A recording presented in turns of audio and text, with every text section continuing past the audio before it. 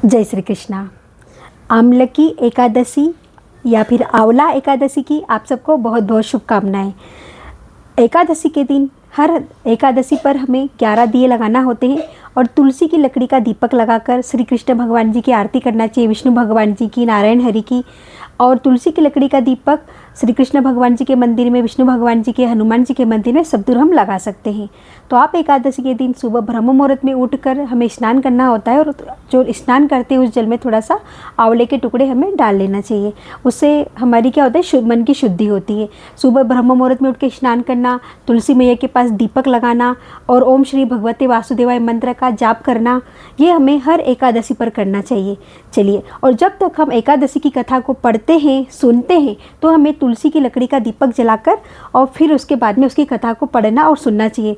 इससे कहते हैं कि अगर हम बहुत ही सच्ची श्रद्धा से, भाव से, प्रेम से ऐसा करते हैं तो हर बार हर एकादशी पर ऐसा करते हैं तो हमें भगवत इष्ट देव की प्राप्ति भी होती है और उनके दर्शन भी होते हैं। चलिए, अब आपको मैं सुनाती हूँ आमलकी एकादशी या फिर रंग भरी एकादशी या आंवला एकादशी की कथा।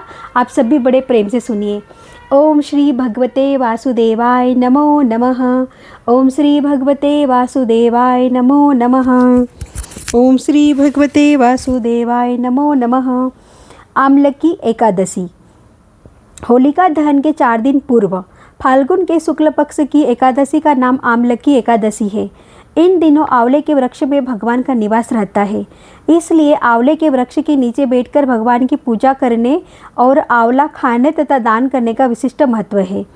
ब्रह्मर्षि वशिष्ठ जी और महाराज मादंता के मध्य संवाद रूप में है इस एकादशी की कथा।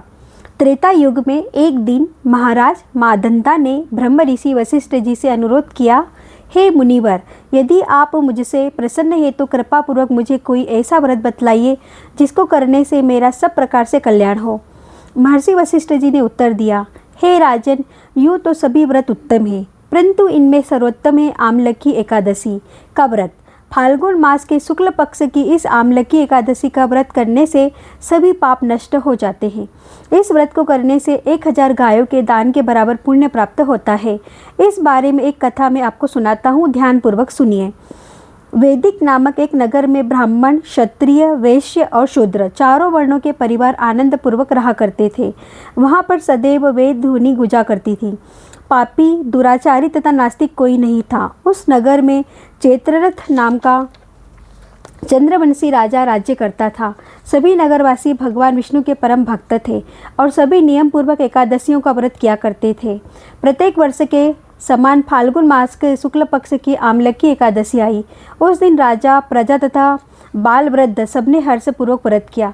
राजा अपनी प्रजा के साथ मंदिर में जाकर कुंभ स्थापित करके धूप, दीप, नैवेद्य, पंचरत्न आदि से आंवले का पूजन करके इस प्रकार स्तुति करने लगा, हे धात्री, आंवले के पेड़ को बोल रहे, हे धात्री, आप ब्रह्मा जी द्वारा उत्पन्न हुए हो और समस्त पापों का नाश करने वाले हो, अतः आपको नमस्कार है।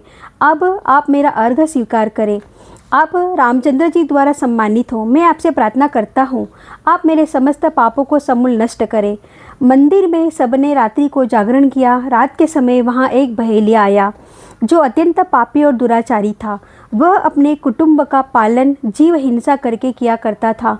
एक दिन उसे कोई शिकार नहीं मिला, अतः निराहार रहना पड़ा।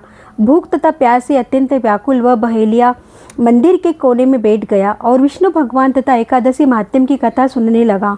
इस प्रकार अन्य मनुष्यों की भांति उसने भी सारी रात जागकर बिता दी। प्रातःकाल आकर उसने भोजन किया। कुछ समय बाद उस बहेलिये की मृत्यु हो गई। आमलकी एकादशी का व्रत व जागरण करने के कारण अगले जन्म में उसे बहेलिया ने राजा विदुरथ के घर जन्म लिया। उसका नाम वसुरथ रखा गया। युवा होने पर वह चतुरंगिणी सेना तथा धन धान्य से युक्त होकर 10,000 ग्रामों का पालन करने लगा। वह तेज में सूर्य के समान, कांति में चंद्रमा के समान, वीरता में भगवान विष्णु के समान और क्षमा में पृथ्वी के समान था। वह अत्यंत धार्मिक, सत्यवादी, कर्मवीर और विष्णु भक्त राजा बना।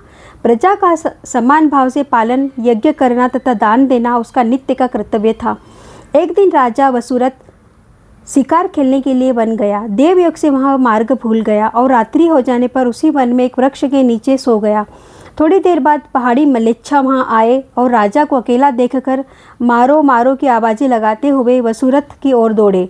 वे मलेच्छा कहने लगे कि इसी दुष्ट राजा ने हमारे माता पिता, पुत्र पौत्र आदि अनेक संबंधियों को मारा है तथा देश से निकाल दिया है, अतएव इसको अवश्य मारना चाहिए। ऐसा कहकर वह मलेच्छा अस्त्रों का प्रहार करने लगे। अनेक अस्त्र शस्त्र राजा के शरीर पर गिरते ही नष्ट हो जाते और उनका वार पुष्पों के समान प्रतीत होता।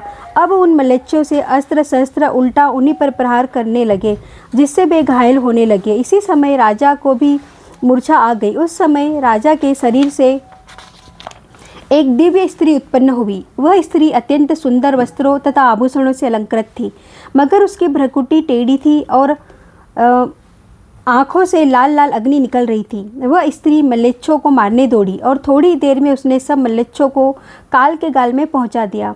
जब राजा सोकर उठा तो इन मलेच्छों को मरा हुआ देखकर सोचने लगा कि इन शत्रुओं को किसने मारा है। वह ऐसा विचार कर ही रहा था, तभी आकाशवाणी हुई, हे राजा, इस संसार में विष्णु भगवान के अतिरिक्त कौन तेरी सहायता कर सकता है। इस आकाशवाणी को सुनकर राजा अपने नगर को चला आया और सुखपूर्वक राज्य करने लगा।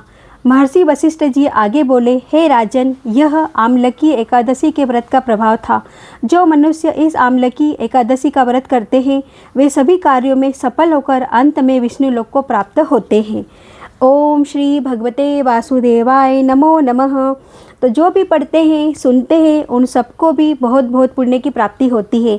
आप सब लोग भी एकादशी का व्रत जरूर करें।